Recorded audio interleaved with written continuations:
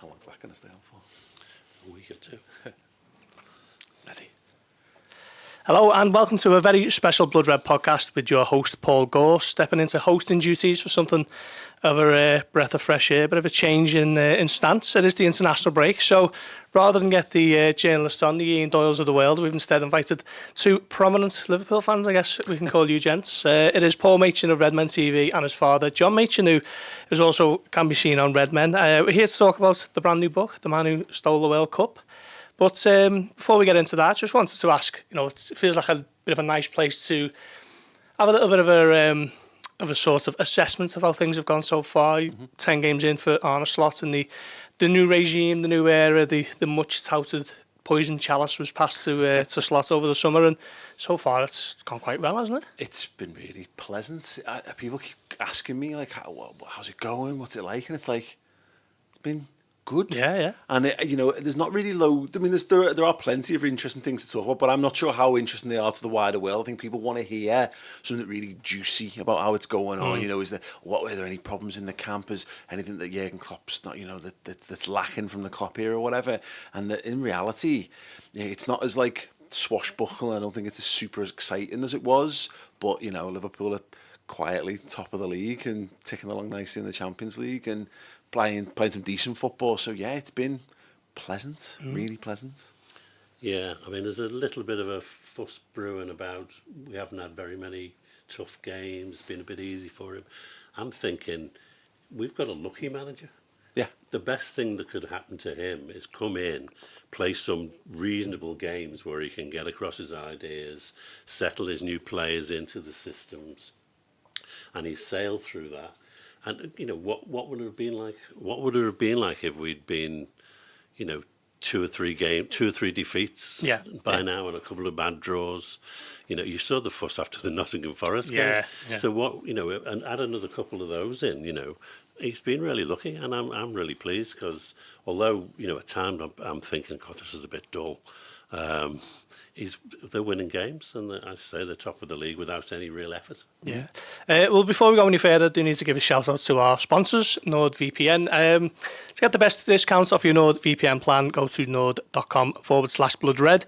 Our link gives you 4 extra free months on the 2-year plan, and there's no risk with Nord's 30-day money-back guarantee. The link will be in the description, and as we always say on these podcasts, get on board with Nord. But you mentioned there, Paul, about the fact that it's all quietly sort of going under the radar. I mean, what we have to do at The Echo and Redmen TV is obviously whatever's happening is stuff for us to dissect and analyse and talk about on podcasts and written content and all that.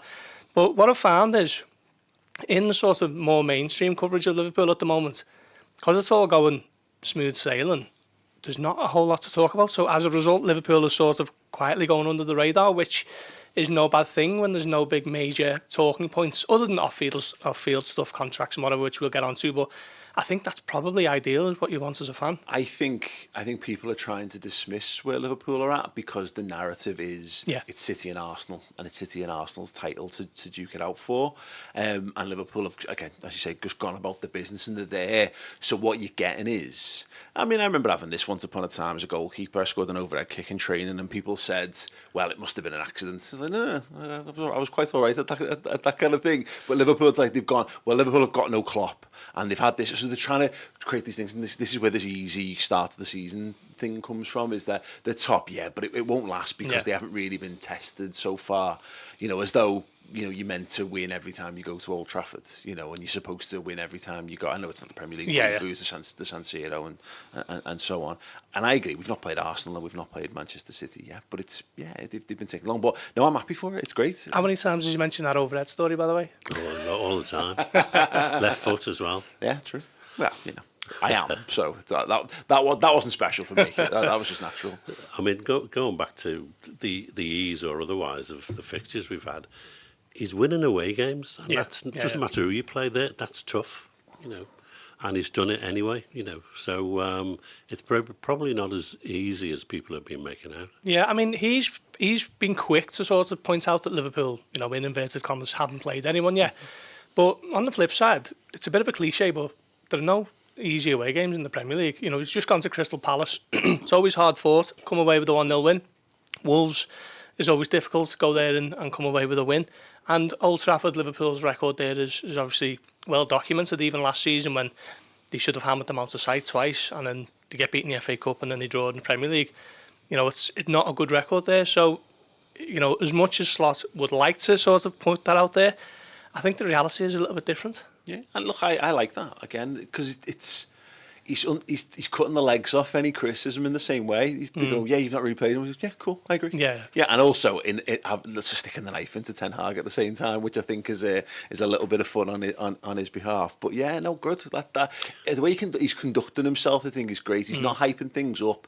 He's keeping people grounded, but not. People remember the Roy Hodgson era, and I think he was desperate to bring expectations down because he knew they didn't belong high with him as Liverpool manager. I think Slot's just trying to keep everyone's feet on the ground because there's no reason to get carried away. It's 7 games into the league season, early doors of everything. I suspect as well he's still not happy with his players. He still thinks that there's lots of improvement. Yeah. He talks about Alisson having to make saves as a major fault in the team.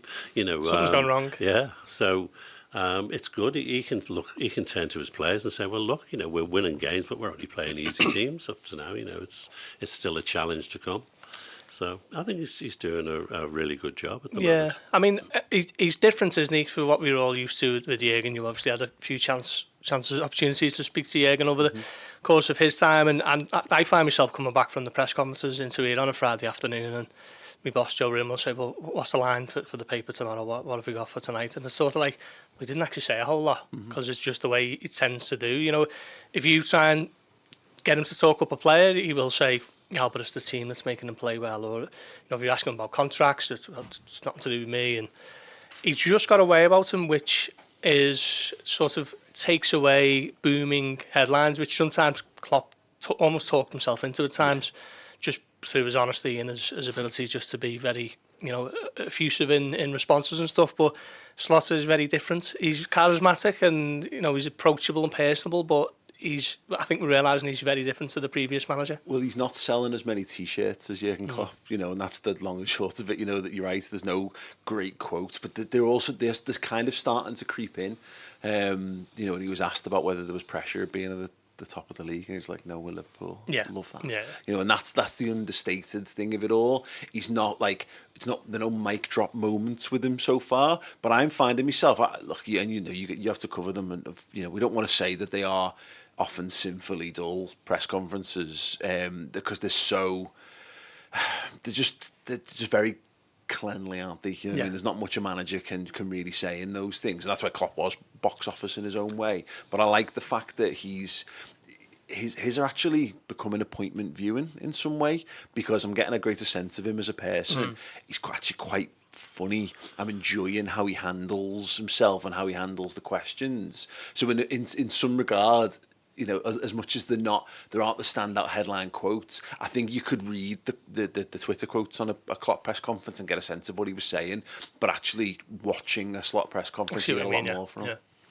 Yeah. I mean, I suppose that the big issue at the moment, we mentioned on the field it's going swimmingly, but off the field there are the sort of 3 big sirens of contracts that remained unsigned.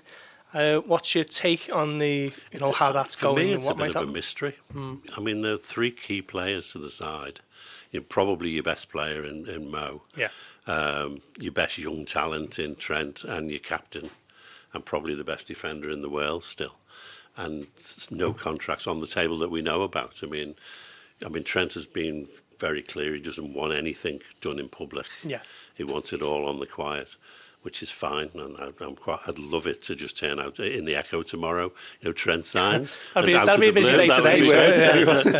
Save it till next week. Yeah, but it's a bit of a mystery that there's no movement on them, particularly as January is more or less the key, isn't it? Yeah. So they're going to have a busy Christmas at this rate. So yeah, it is. It's just a real sort of sword of Damocles hanging over the season, really, in that everything's going really, really well, but at some point, I mean, that's the story that's kind of ready and raring to rear its head. Really, is that when one of them has a bad performance, or we saw it when Trent was subbed off a few weeks ago. that's going to be there. There's going to be a lot of body language experts coming out of the nooks and crannies of social media when, you know, if things don't quite go Liverpool's way, and it will all centre around the contract stuff. And it's weird because it was sort of my role. I like to look at there's just the potential reasons behind stuff. You know, I've got my own personal opinion on it, and you've got 3 brilliant players there. If it was my money, you know, I'd give it to them, sign them up, why not? But I try and figure out why this hasn't been as straightforward. And I think that's fascinating because the more you delve into it, the more complex it is. They are 3 completely unique cases. And, you know, and Trent in a world that Liverpool haven't been in a very long time, where there's a guy there who's actively wanted. You know, there's someone there in his ear, clearly, you know, major football club in Real Madrid, going, here you go, here's your future, here's Jude Bellingham, here's your mate, here's a pathway to La Liga titles and potential Champions Leagues. While he's in contract negotiations, as a right-back, you know, about to get his probably what will likely be his biggest contract, well, certainly his biggest contract yet, or possibly the biggest contract of his career. And then the other guys are in the 30s, so it's fascinating whatever they choose to do now. Yeah, I mean, the thing for me is these contract issues don't exist in a vacuum. You're probably going back 2 years to when Julian Ward replaces Michael Edwards, and then within 3 months, around about this time in 2022, wasn't it, that he announces that he's going to step down at the end of the season. And then in comes Jörg Schmacker, who's only really a bit of a sort of facilitator for Jurgen Klopp. And Liverpool haven't really had a figurehead in that role. You know, Klopp basically took on the responsibilities almost by default. And that was one of the reasons why he said he'd run out of energy, because he's just had so many plugs to fill every day. And it's just been a sort of natural thing over the course of, 18 months to 2 years. And this is where Liverpool find themselves now, and what has been landed at the door of Richard Hughes, fairly or unfairly. Yeah, I mean, the Trent one is the most mysterious for me, because the other two are very complicated. They're old. There's no getting away from it. You don't want to be paying 36-year-olds £350,000 a week. There's no way that the club are going to do that. They have to figure out some way to roll that money down as the years progress, and you know, work out with achievements, and you know, to make it up. But Trent is clear. He's a very, very talented 26-year-old footballer. Just put a contract on the table and see where you go. I mean, it's it's interesting because it tilts and it shifts every few weeks. So if we'd had this conversation at the end of August, start of September, people probably go, Salah. Get Salah box. He's the ultimate priority. Now I think because of the performances in the last few weeks, I think Virgil's gone back above Salah's, like because I'm looking at it and saying, who else is better than Virgil van Dijk? He's still. I think it's him and Saliba are the 2 best centre halves in the Premier League, and look, until Saliba has that level of longevity, for me it's going to be Virgil. So I don't see any reason why you wouldn't. Whereas I can see with Salah, you can see he's a little bit frayed around the edges at times. I can understand the world where someone like him, you could go and totally refresh the attack with someone else if you really, really wanted to. Not saying that I necessarily would, but yeah, it goes back to Trent. It's the 26, and the only thing I keep coming back to is that thing. It's a right. He's a right back, and it was one thing going to 350 grand a week, reportedly for Salah, changing the wage structure because you had one of the best players on the planet. Trent is one of the best players on the planet, but he doesn't score 30 goals a season, and it's our Liverpool Football Club that can afford to pay effectively 30 goal a season wages for someone who's going to get maybe double figures assists from a change in role. Maybe. I mean, what you're doing is you've got 3 of your best players who you're going to get nothing for. Yeah, which is madness. Possibly come January. Even offer them a contract and sell them, but get something for them. I agree with what you're saying, though, the Richard Hughes thing. That's the biggest landmine he's sort of inherited there. That there's an impasse. He's almost got no choice but to step on something, because if he just offers the contracts without hesitation, then we can all sit here and foresee that world where someone picks up an injury, or the season becomes more intense, and all of a sudden you're not getting the output from them, and they're not taking it. We all lived through the end of Gerrard, when he went from being Liverpool's hero, 13-14, great, like, heroic season from him, and then all of a sudden he's on the bench and he's warming up and he's having to face, away crowds at Anfield while he's warming up and getting stuff said about him, and Henderson's taking the captain's armband more and more and more, and you're watching this sort of dying of the light from a footballer who's ultimately your biggest wage earner as well. That is a huge job for the new regime to handle. Yeah. Well, speaking of current midfielders, then I think one of the most pleasant aspects of the season so far has been Ryan Gravenberch's sort of, maybe not emergence, but I think when Slot was appointed, I know I was one of the people who sort of suggested that Gravenberch might be one of the ones who most benefits from it. And I didn't really have a whole lot of reasoning as to why, other than the fact that he might put an arm around them and the fact that they're both Dutch too. Yeah. But it's turned out that has been the case, and he's been outstanding, hasn't he? He's been fantastic. He's been a revelation. I mean, last year you could see he was talented, but you didn't know how you could use that talent. It sort of was wasted. And then suddenly this season, he improves every game. He comes out challenging for man of the match every single time he goes on the pitch. What he can do with his pace and his actual brilliant footballing talent is amazing, and he's I'd make him play Footballer of the Year already for me. I agree with that point of, I'm trying to judge Liverpool's midfield because we know the structure's different, we know what's being asked of them is different. That's the real fundamental change between Slot's football from Klopp's. And I'm like, a lot of people are going, McAllister and Szoboszlai.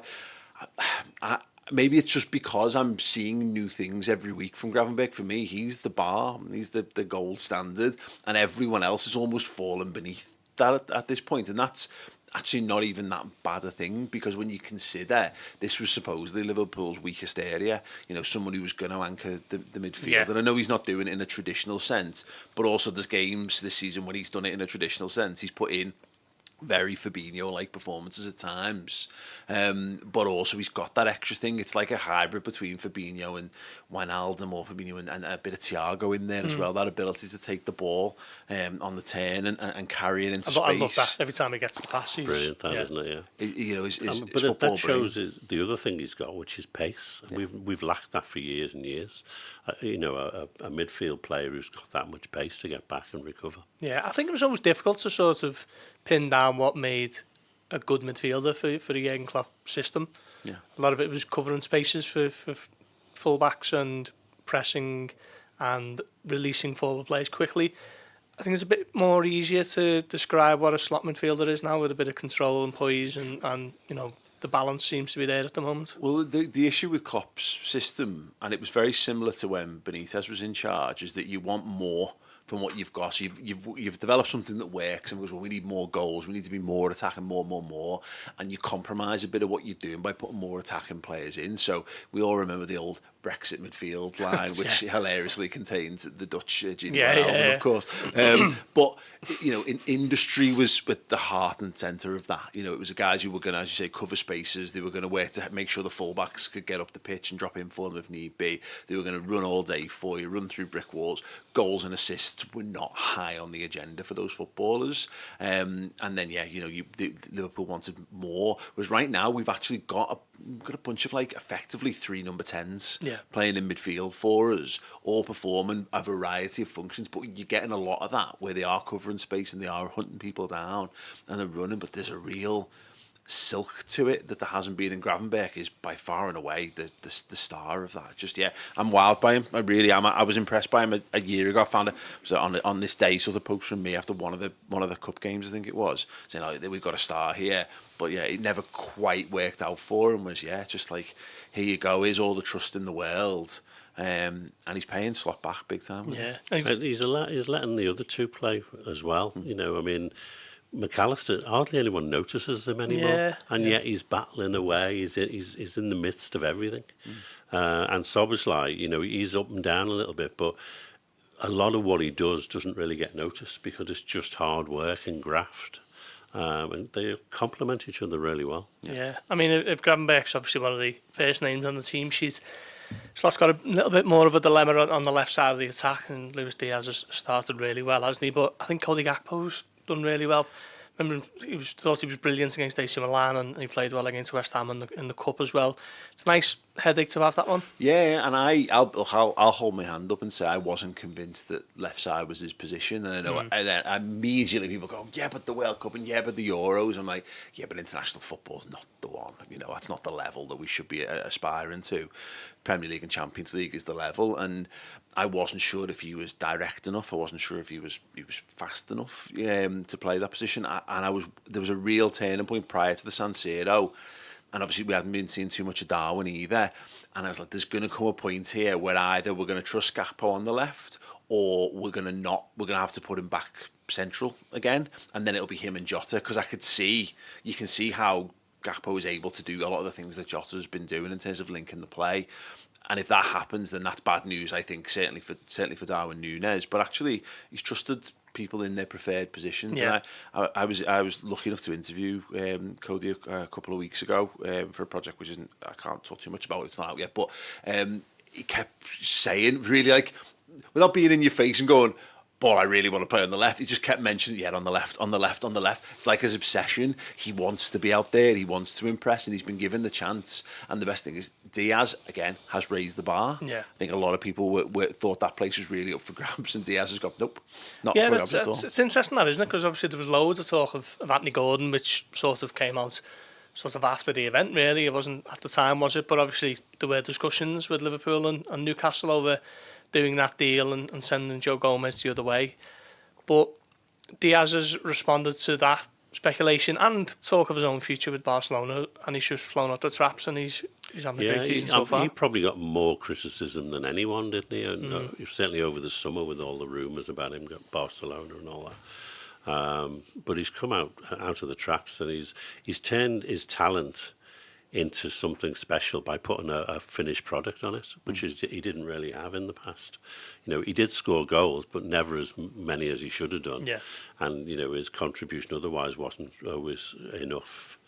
And Cody Gakpo, I mean, obviously he suffered from being moved around from pillar to post. He played in midfield, he played a number 10, played a false 9. He played, he was everywhere, and he has looked a lot better when he's played on the left, but again, not consistently.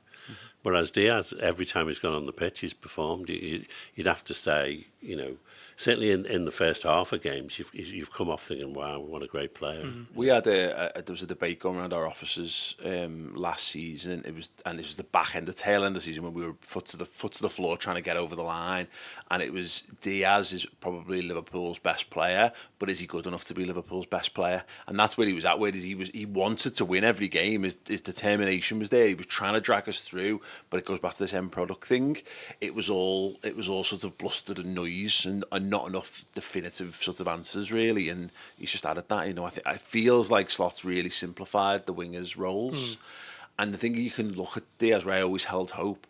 So many of his goals just came in, were scrappy, and they come between the width of the sticks, in really telling areas of the pitch, like getting a toe on something, sticking in the top corner, getting his head on things, really fighting to be in that position. Whereas I think everyone sort of looked at him and goes, no, he's this guy who's going to slalom past 3 and smack it in the top bin. He has got that in his locker, but that's not sustainable. That's Coutinho-esque in some regards. It just feels like we're getting him 20 yards higher up the pitch. Yeah. He's not knackered by the time he's getting to the 18 yard. That's a good point, yeah. I mean, you look at the goals he scored against was it Bournemouth, where he obviously beats the keeper to it and then sticks it away, and then the other one's just like a nice sort of finish from the Trent pass. He is getting into those positions now, isn't he, which is more sort of associated with number 9 rather than a flying number 7 on the wing. Yeah, 100%. And that's the key to it. He just, I said before, he was doing too much. He's being asked to do. People were trying to compare him to Sadio Mane, and Sadio did all the dirty work as well. But he was very much a left-sided forward. He very much played in the front 3, which always feels like Diaz's first instinct was to be a left midfielder and then get forward from there, really. So there's that one against Man City last season where he's like beating Rodri on the touchline, on the halfway line. Amazing. But you've got half a pitch still to run before you're getting anywhere near where you really want that. And then when the big chances did come in that game, he obviously doesn't stick them away, and could have been a totally different game. Yeah. I mean, one of the things he's got over Cody is he doesn't mind going outside, he doesn't mind coming inside, and you never know which one it's going to be. Whereas Cody, he loves coming in on his right foot, doesn't he? Yeah. And that gets a bit predictable after a while. He good on that right foot, though. Oh, yeah, one hell of a shot on him. But great assist going the other way for Jota. Yeah, and that was like the only time he did it, and that was when he was laid in, rather than going past the fullback on his own pace. Yeah, someone who probably isn't getting the credit he maybe deserved this season is Konate. I mean, for me, he's probably in the best run of form that he's had at Liverpool. I think he's, apart from the first half of Ipswich, he's played every minute in the Premier League. He's played in both Champions League games. He's just captained France a couple of times during the break in Tchouameni's absence. There was talk of him possibly taking the armband ahead of him. Talks over a new deal have opened. So it just seems like it's all sort of coming together for him at the right time. He was one, I think for me, that it reached the sort of point with him against Atalanta last season where I was like, I'm not sure he is the one. What you need, and Jarell Quansah was bringing something to the team that he wasn't. Just an assurance on the ball. He just looked a better fit for what we were trying to do at the time. And it's funny how that can happen. Some people can have, they can be riding the crest of a wave, but if you come off that, all of a sudden your moment's passed. So I was a little concerned for Konate. And when he doesn't start the season, you think, everyone's thinking, Quansah's ahead of him in the pecking order. And in reality, he shouldn't be. You talk about the best run of form. Liverpool's best player in the Champions League final, and it's one of the only real highlights looking back to Paris was how good Ibou Konate was on that night, and he had been in great form. He was getting better with every game.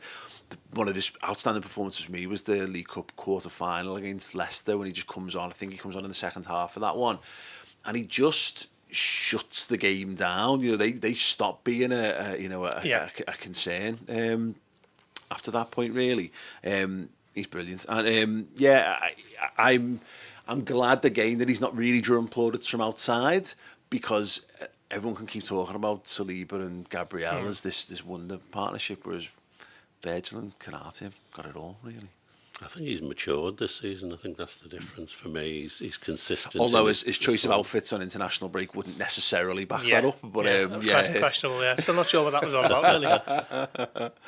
Yeah, no, he's. I was never happy with the way he used his hands. He was always dragging people around, and giving fouls away. It's stupid fouls and giving the ball away a lot. And he's really has cut that out of his game, which is really good to see.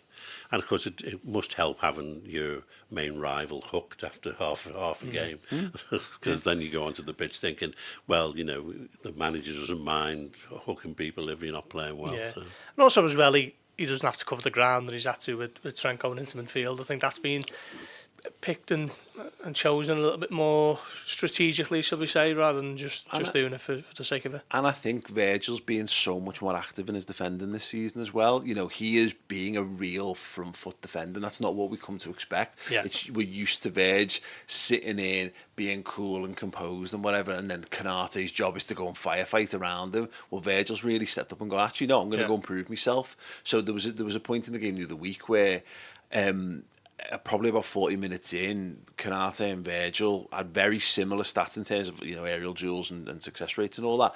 But then Virgil just was again, put his foot down and went, right, I'm just going to go and show everyone here that I am the main man. So he's alongside a much more aggressive Van Dijk. So both of them and they seem to have really taken to this idea of really on clean sheets again, whereas they were just so hard to come by over the last couple of years. It really felt like no one could quite figure out how to stop conceding goals. Yeah, conceding early in the first goal. Honestly, and this time around, it feels like a real mission statement for the whole team. That's one of the most outstanding things so far of this season, is that we defend better than we've done for years. Yeah. I think Liverpool this season was 2 goals conceded, 5 clean sheets. That's the best start to a season, alongside 2008, and you have to go back to the 70s for the 3 that have got those statistics. So me and Josh Williams, formerly of this parish, we did a deep dive show on Redmen the other week, looking at every goal Liverpool had conceded, and there's a case to be made for all of them that they are based on small moments, like individual errors, as opposed to anything systemic. The Wolves game was obviously a mix-up with Konate, wasn't it? The other one is Hudson-Odoi just pings one into the bottom corner. And even that, you've got Cody Gakpo on the halfway line, could at any point just sweep the legs of the guy that's running away from him. Nunez is stronger. Exactly. You know, AC Milan, you've got Costa Simicas loses out a header on the halfway line. Van Dijk then misses the second ball, and Pulisic scores a belter, a finish off the back of it. And you can go through pretty much them all. And this is the thing. You could look back too often over recent seasons and go, I know how to score against Liverpool. And a lot of times it was kicking the ball down the middle of the pitch and someone running in one-on-one on the goalie, and that feels like all over the defence and the midfield. I don't miss the high line. But the high line's not. It's not like the high line is gone. It's just that we're just nowhere near as going, and everyone understands their responsibilities. When it breaks down, it's not headless chickens all running back towards our goal trying to firefight. Yeah. It's a structure for a change. So I think the high line worked. It's just the change in the offside rule meant that it looked like it wasn't, because players were going through and they were getting shot away, and then the flag would go up at it. But every game, the ball was pumped over our defence and you were chasing. It's heart and mouth moment, is he outside or not? And not even if he's offside or not, but will the referee or the linesman give it? That's the problem with sitting in the Kenny Dalglish stand compared to the cop dad, is I don't see any of these things. So my depth perception saves me from taking that. That's all I could see was this vast empty space in our players running in behind. Well, it wouldn't be a blood red pod without a little bit of a natter on Darwin Nunez before we get into the book. A player who I guess he divides opinion. Everyone's got an opinion on him. Where do you stand on him and his current divides status? My own opinion. Like that's it's not that long ago since I was sitting on podcast and going, this guy, box office, he is the one. I can see what it's all about now. And that's around the time of it's the Bournemouth goal, I think, last season. It's the one where he chips the keeper. Is that Bournemouth or is it Brentford? Either way, Brentford, Brentford, yeah. So it's like, when he's on it, he's on it, and I've had a concern for him so far this season. It's just how little we've seen him play, to be honest. But then crops up with that absolute banger of a left footer the other week, and you think, okay, well, he's got something. He's the one who's still got the furthest to go. And bear in mind, obviously Chiesa's barely kicked the ball for us, but it feels as though I can see Chiesa's pathway. It's going to be half an hour here and and 20 minutes there for Salah until a point where he's maybe ready to step up. But he's so different to what Diogo Jota is that there's going to be a decision point on him, and it's up to Nunez to make that decision point. How long is next contract? Is it a 5-year contract or is he being sold? That's basically, I think, what it's going to come down to. Because if he just gets it right, and there's a chance that he will get it right, it might just take a bit more coaching time and that kind of thing, and he might explode. But it's just as likely to not happen and him just to get quietly shuffled out the door, and he'll go on the pile with the Naby Keitas of this world of expensive failures, unfortunately. Yeah, feels like it's on a knife edge, that. Yeah, I mean, I thought Newcastle last year was the one for me. He scored those 2 brilliant goals, and I thought, oh yeah, this guy's really going to go on from here, and then he didn't. And I watch him and I think if he was 18, I'd be thinking this guy's really got something. But he's not 18 anymore. Yeah. He just doesn't seem to mature. He's just, I don't know, he's sort of reckless. It's something wrong with him. I don't know what it is. He's just whether it's lack of intelligence. It's a horrible thing to say, but he acts emotionally to everything. Mm-hmm.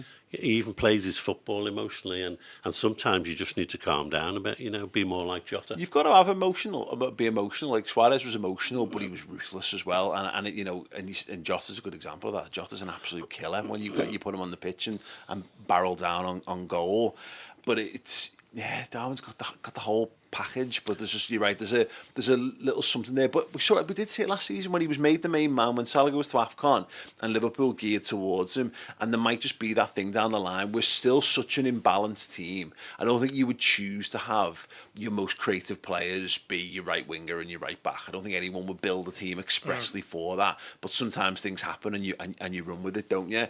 There's a world to be said that if Salah fades out, if you could plug another Diaz style player on the right hand side and have Darwin lead the line, you could have a sensational attack when he's the one who's charged with sticking the ball in the back of the net and not trying to pull strings deeper in the side, but that requires something to change fundamentally in the team, and I don't think he's worth changing it for as yet. Yeah. I think he's quite lucky at the moment because the crowd still love him. If the crowd ever turn on him, then that's the end. Yeah, I think that's a good point. The thing for me is the chances are drying up. I always remember Gerrard saying about Michael Owen, he's not worried that he's missing chances. The worry is when the chances don't come anymore, and at the moment, the change in system means he's not getting as many shots on goal. And last season, the shout sort of was, well, if you can just tighten up the finishing, just get... Well, about this time last season, he hit the bar 12 times, didn't he? There we go, yeah. I know, it's right that, isn't it? But to be fair, it's like Jota's not scoring loads of goals. That centre-forward position, I don't think that's been won yet. I think that's an ongoing battle. I think Jota's winning it because I think it's more quantifiable what he can bring, and I think he understands what's required of the role. But you might find, and it might be Darwin, but it might be someone else in the summer who just comes in, and when you get that right player, they'll go, right, okay, that was what we were looking for the whole time.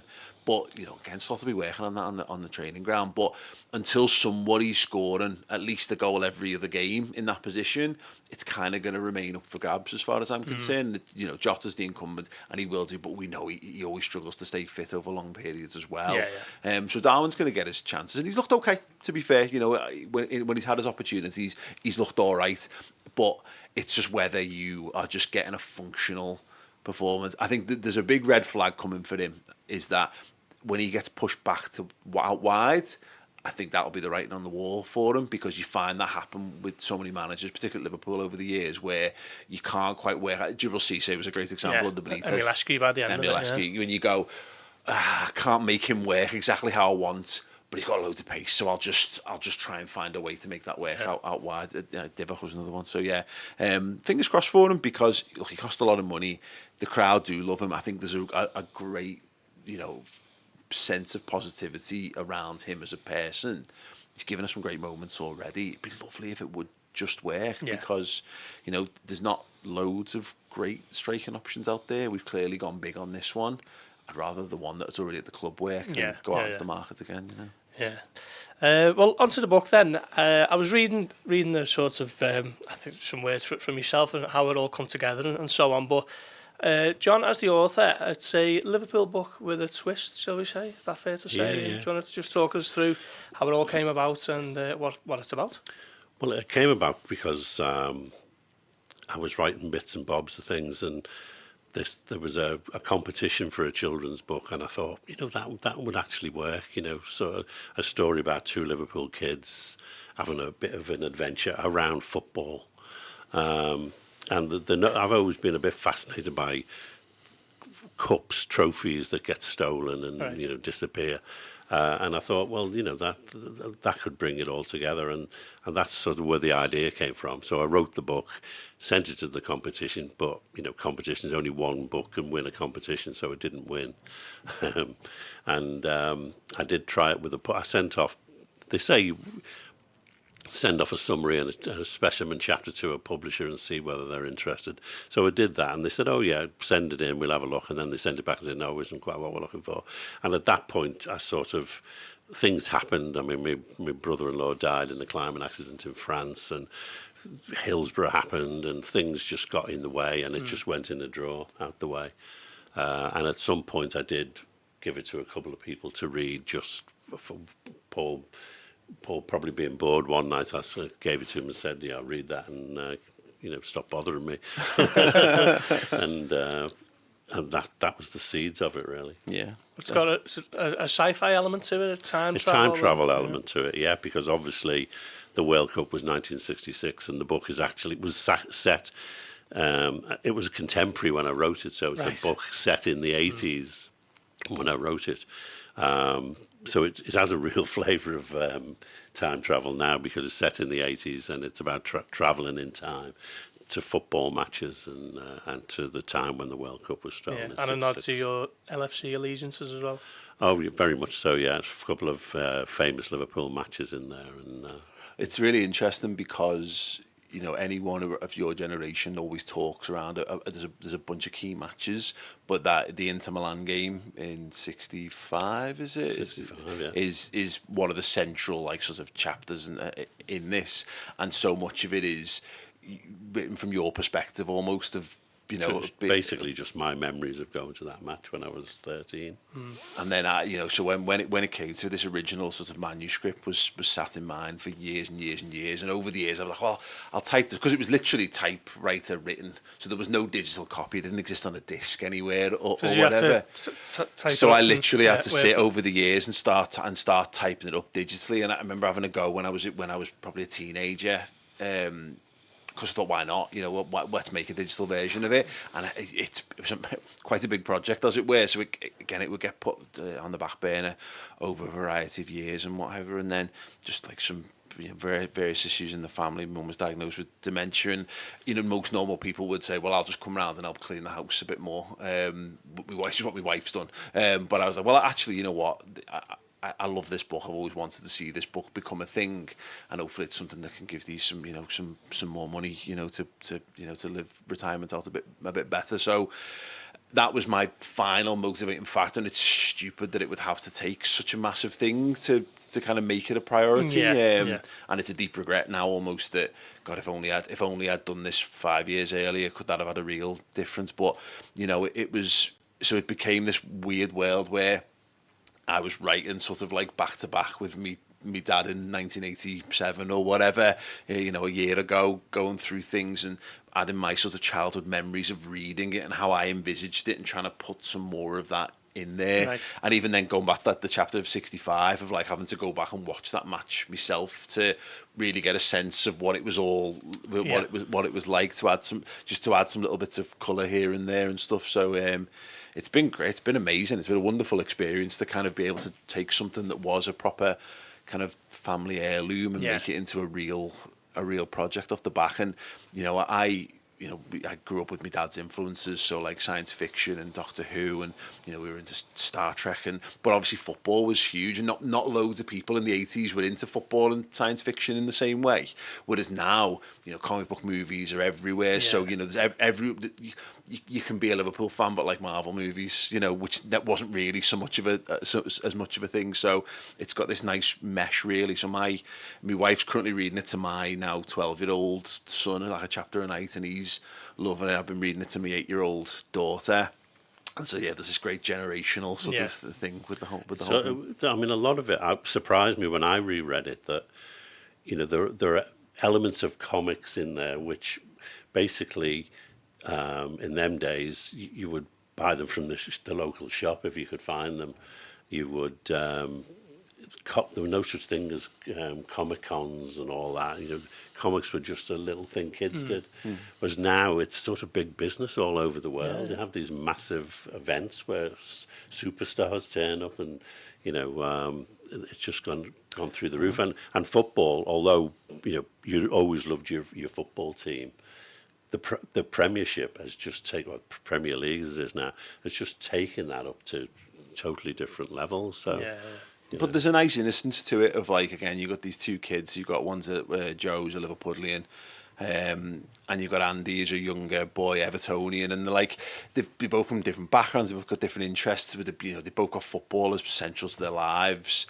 But again, I love going back to the 80s, and I love those stories. Like the Stranger Things thing. Like there's a real like that, those nostalgic vibes where it was a more innocent time where kids could go off for a day, and your parents wouldn't know where you were, and you could get up into all kinds of stuff, and you might have all kinds of dangerous things happen to you, but you never told your mum and dad. As long as you got back home in time for dinner, then you were fine. And there's a real sort of, there's that to it running throughout the whole thing, really. And great flight of fancy, some great historic things. Actually, it's one of those things where it'll teach you about mad moments in football history, but not pump it down explicitly your throat. In your face. Yeah. I mean, as well with you having the platform that you've got over at Redmen, it feels like it was come together organically, and it was just a nice fit and a nice way to sort of give it more exposure. Yeah, 100%. It's one of those things really where to the camera actually. it's a nice sort of sidestep from what I've done, and and done. There's the Liverpool connection there. There's a deep football connection, obviously, throughout the story. Maybe I shouldn't have burnt as many bridges with the international football, fandom over the years. But yeah, it kind of is what it is. But again, it's at its heart, it's a Scouse story. But I think it's enjoyable by all ages. And again, it was just something I loved as a kid, and I've got a firm belief if you are into what you're doing, other people will be too. So. The response was great. We launched it as a Kickstarter toward the back end of the season, and it absolutely flew through its target in a handful of hours after launch. It reached 316% funding. I think 500 plus 526 people, I think it was, backed it in the end. And so we've created this special edition of it, and then it's going on. It's on Amazon as well now as a print to order book as well. And it's almost like perfect timing because. I think like coming off the back of the Jurgen Klopp era was sort of the remobilising of the fan culture almost, and there's so many books now about the Klopp era and so many different angles and stories that are told, and this is a different type of story but still very much a Liverpool themed backdrop to it, and it's coming around that time when there's very much a culture in place. There's literally nothing else out there like that, and you'll know. And there's a ton of great Liverpool books, and so many brilliant ones have come out even in the last few months. But this isn't like a chapter and verse retelling of Liverpool's history. This is almost like a perspective on Liverpool's history of almost like living it as opposed to It's just a fan side, isn't it, rather than the club. The club's not mentioned particularly. It is about the fans' experience. Yeah. So there's some great stuff. I mean, again, it's set in the 80s. It's on the run to Liverpool winning the double in '86. And then so it's just such fertile ground, really, and it's really like that's the last really kind of like again nostalgic era of Liverpool Football Club. Where a lot of people my generation, I was still too young to really appreciate the football in the 80s. It was the 90s when I really got into it. So there's so many great stories there. Tony Evans has written some brilliant books around that sort of period, and I've read a few of them over the years. It's just really fleshes out the Liverpool fan experience, but this one does it in a really kind of flight of fancy, playful kind of way as well. So yeah, no, I do have to say that it's great, but if it was, look, it could have stayed as a paper manuscript sat somewhere. It didn't have to be done, but I always thought it was worthy. I always thought it was worthwhile. And we're from Liverpool. It's a city of artists and poets and storytellers. So shout out to the artist as well, because the Yoni cover is brilliant. Yeah. Cover is brilliant. Yeah, Yoni's an absolute genius, and he really helped it because it pulled together. There was a point where I was typing this up and I was like, I've got to convince the world that this is a real thing. Then my attempts to knock together a cover are not going to cut it, really. So yeah, Yoni is a genuine artistic genius. He worked on our Jordan Henderson documentary a few years ago, so he was number one choice. And so yeah, every now and again he'd drop like work in progress stuff. I remember sending you over one of the early pictures, and it was like, oh wow, it's becoming a real thing. Level. And I'd have to say as well, being a collector of Spider-Man comics, which is me, and thinking Kenny Dalglish is the greatest player that ever played football for Liverpool.